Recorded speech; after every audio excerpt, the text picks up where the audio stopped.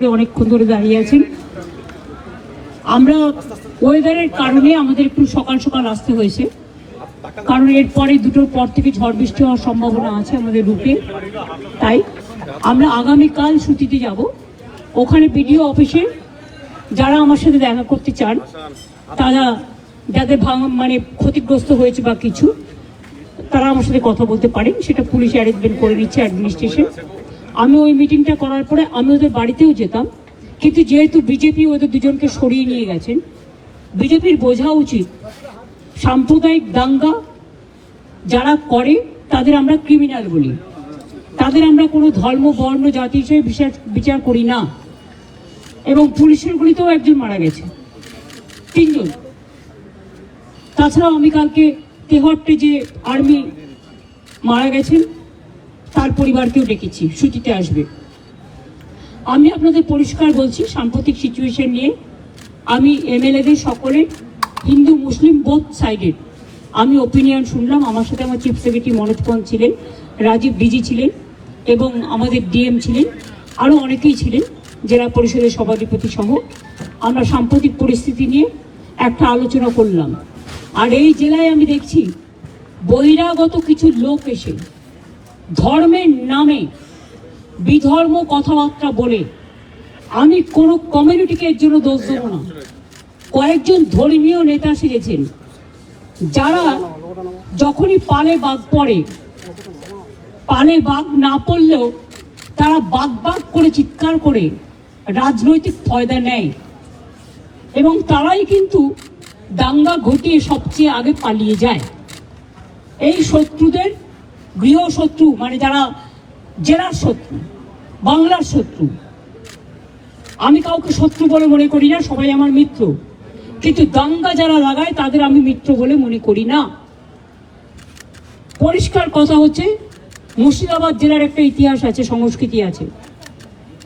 একসময় মুর্শিদাবাদ জেলা, আপনারা জানেন, বাংলার রাজধানী ছিল।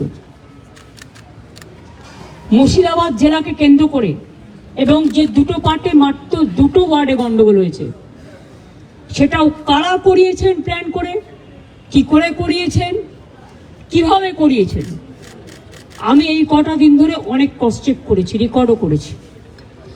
আপনারা অনেকে godi media, sorry to say the word, এটা আমি বলি না, সব লোক বলে, যা খাইয়ে দিচ্ছেন আপনারা তাই খাচ্ছেন, কিন্তু সেটাকে বদ হজম হচ্ছে, সেটা হজম হচ্ছে না।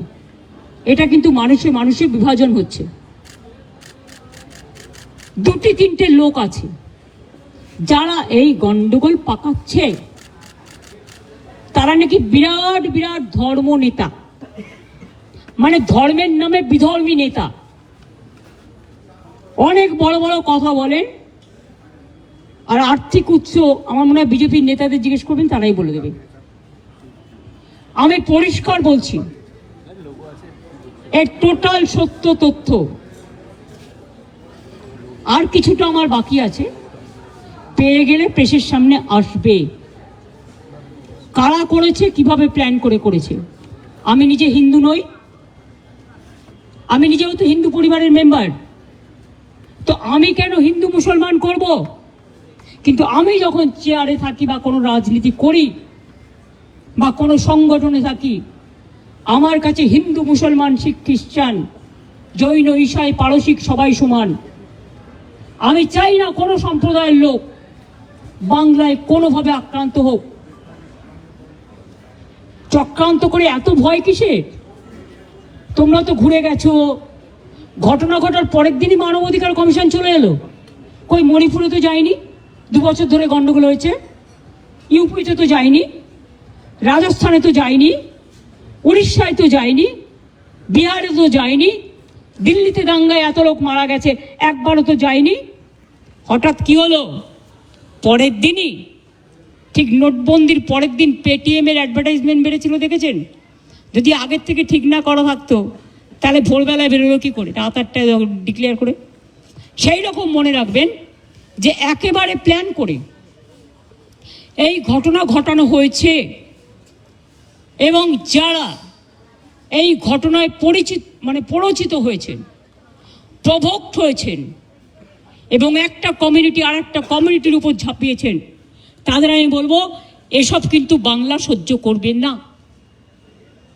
আমি কারো বিরুদ্ধে নই, কিন্তু আমি দাঙ্গার বিরুদ্ধে, আমি চক্রান্তের বিরুদ্ধে, আমি ষড়যন্ত্রের বিরুদ্ধে। মমতা ব্যানার্জি মাকারি বাড়ি স্কাই ওয়াক করলে তখন কোয়েশ্চেন হয় না? মমতা ব্যানার্জি দক্ষিণেশ্বর মন্দিরে স্কাই ওয়াক করলে তখন কোয়েশ্চেন হয় না? মমতা ব্যানার্জি দুর্গাপুজো করলে তখন কোয়েশ্চেন হয় না? মমতা ব্যানার্জি কালী পুজো করলে তখন কোয়েশ্চেন হয় না? জগন্নাথ ধামটা খুব গায়ে লেগেছে না? বলা হচ্ছে আমি নাকি নিম গাছও চুরি করেছি। আরে আমার বাড়িতে তো 4টে নিম গাছ আছে, কটা দরকার জিজ্ঞেস করুন। আমাদের চুরি করতে হয় না। চুরি বিদ্যা ভয়ঙ্করী যদি যে পরে ধরা।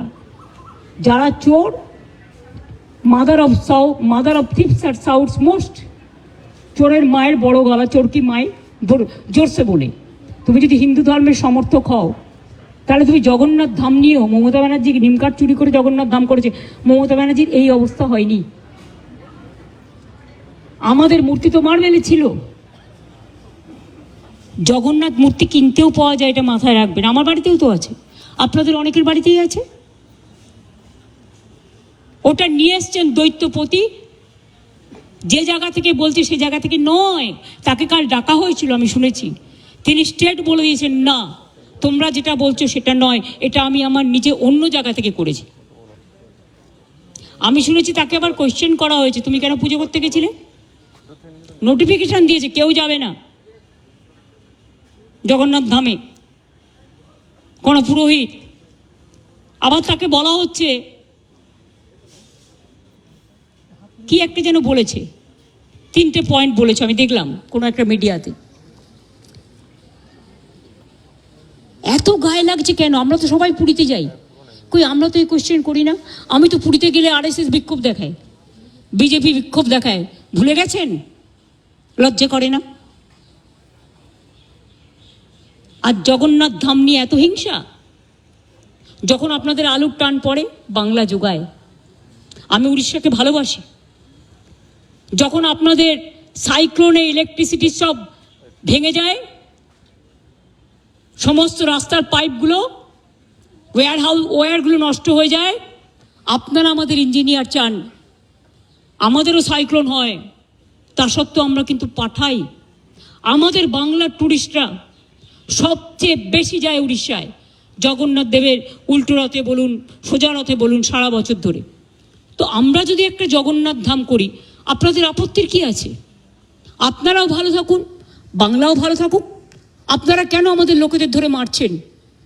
আমার কাছে খবর এসছে উড়িষ্যায় বাংলায় কথা বললেই তাকে মারা হচ্ছে। মহারাষ্ট্রেও হয়েছে, উত্তরপ্রদেশেও হয়েছে, বিহারেও হয়েছে। আমি শুধু একটা কথা বলবো, আপনারা আমাদের পরিযায়ী শ্রমিকদের ওপর বাংলায় কথা বলছি বলে অত্যাচার করছেন, আমরা কিন্তু করব না। এটাই আপনাদের সাথে আমাদের তফাৎ। আমার এখানেও 1.5 কোটি বাইরের লোক আছে, কাজ করে, সব ধর্মের, সব বর্ণের, সব রাজ্যের। মনে রাখবেন, এটা কারো হাতে তাস তুলে দেবেন না। আমি না করলেও অনেক হিংসুটে লোকের তো অভাব নেই। Jealousy has no cure. হিংসার কোনো ওষুধ আছে? নেই।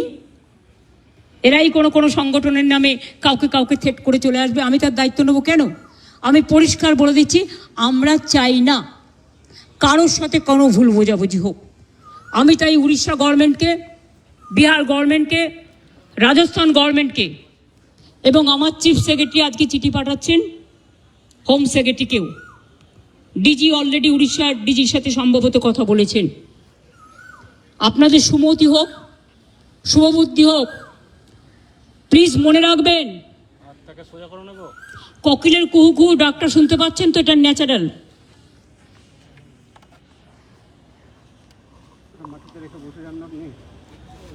এই ডাক শুনতে আমাদের খুব ভালোবাসি আমরা।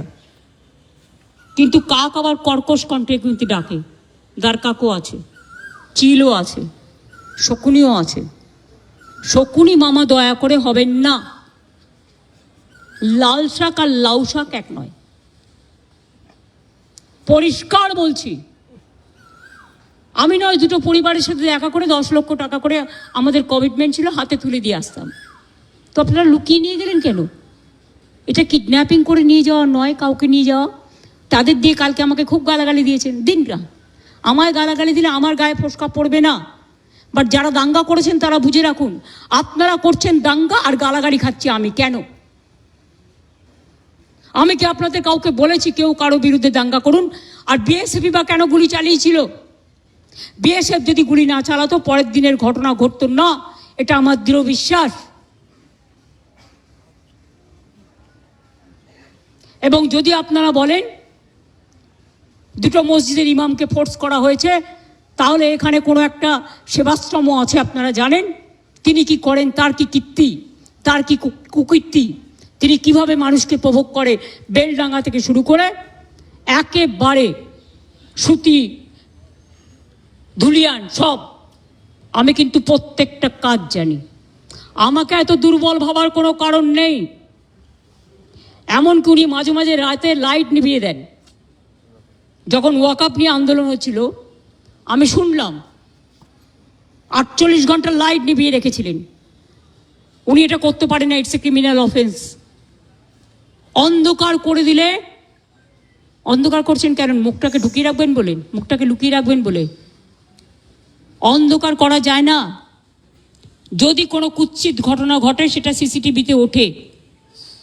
আপনারা কি লুকাতে চেয়েছিলেন?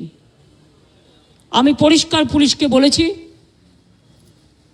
সিআই অফিস ওখান থেকে পাশে সরিয়ে নেবে।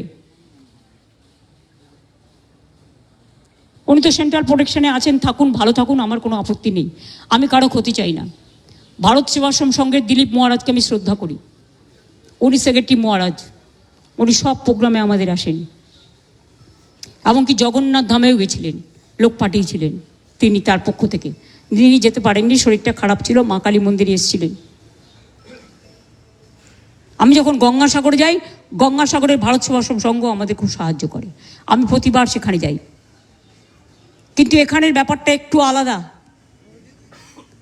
এখানে গদ্য পদ্য সদ্য অনেক কাহিনী আছে। সেই কাহিনীগুলো আমি প্রেসকে বলবো, আমি বলবো না, আপনারা খুঁজে বের করুন। যদি সত্যি হয় আমি সব মেনে নেব, আর যদি অসত্য হয় তাহলে please don't forget you are also playing a crucial role, and especially you are the media. You are not the BJP purchased media or any political party purchased media. You do your job with efficiency, with responsibility, and of course with humanity and honesty. আমি বিজেপিকে এখনো মনে করি ওরা হচ্ছে ছুপা রুস্তম না ছুপি রুস্তম কি বলে হিন্দিতে, আমার আবার হিন্দি ভুল হলো, সেটা নিয়ে আবার রিল করে। আরে আমি তো হিন্দি ভাষা শিখিনি, ছুপা রুস্তম। তো এখন যদি আমি ওদের জিজ্ঞেস করি পর্দা কা পৈছে মে কেয়া হ্যায়, এটা কিন্তু গান, আমার কথা নয়, আমি একটা গানের কলি কোট করলাম। আমি যদি ওদের জিজ্ঞেস করি who are the huffing puffing dragons and who are the heavy loaded virus who are creating always communal tensions and selling the country